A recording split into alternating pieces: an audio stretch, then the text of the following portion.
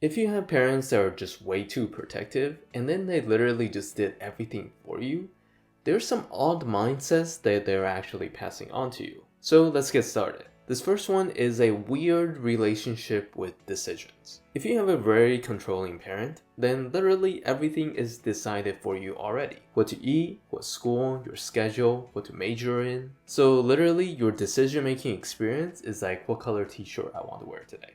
And your life has been smooth. They made sure that happened. But if you take that and go into the real world, you're going to feel quite a shock. Because you just went from not having to worry about anything to having to worry about everything. And this is one of the key things, is that you never had to feel the weight of your decisions. Like for instance, right now if I ask you, what's your plan for the next 5 years? Like, it's a very stressful thing to think about, right?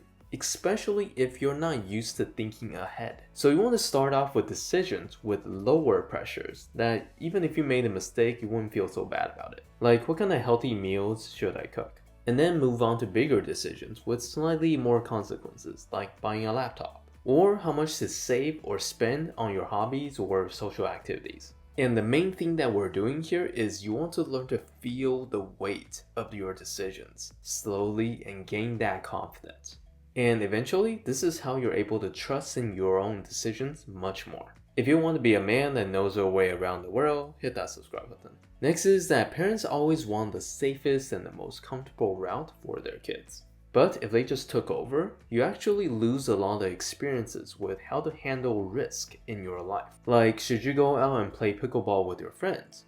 Work on a side hustle, or just stay home and relax, play video games. And the risk here is that when you pick one, you miss out on the other one. And there's a lot of anxiety in just missing out on great opportunities. But the result from this is that you just get really bad at turning things down. Whenever you're turning things down, you're also learning to mentally prepare for yourself. Whatever comes next, that you're going to be okay with it. And if you had a lot of practice with this, then you won't feel so much like FOMO. And you really wouldn't care about being included in every single thing. Because you looked at the situation, you look at what the risks are, and then you have accepted what the results are before anything has even happened. Next is learning how to handle things without backup. If you had your parents beside you, you'll tend to just let them handle it, and you won't ever feel like you're actually the one in charge. And the feeling of being the sole person responsible for your entire decision can sound pretty scary, like deciding where to live or picking a different career path. But that is what you need to learn how to do for yourself, or you won't always need someone around you or do the decision making for you. And honestly, it just really sucks having to call your parents for every single thing. So to some degree, you have to learn to take the pressure off yourself. In the beginning, you're not gonna make all the best decisions, but the goal was never to never make any bad decisions. It's to build more experience, so that with every decision, you become smarter and more intelligent.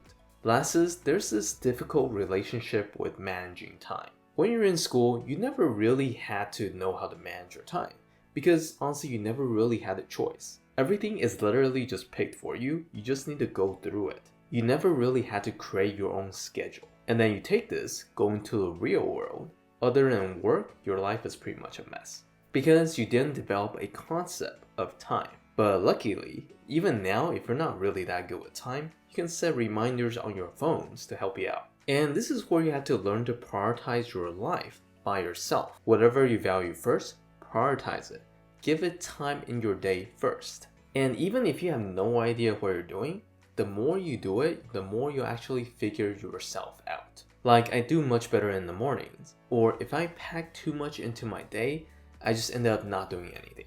And with each thing, you start to learn more things about yourself and how to plan a very effective time schedule for you. So yeah, let me know what you think down in the comments if you agree or disagree with the whole protective parents thing. And I will see you in my next video.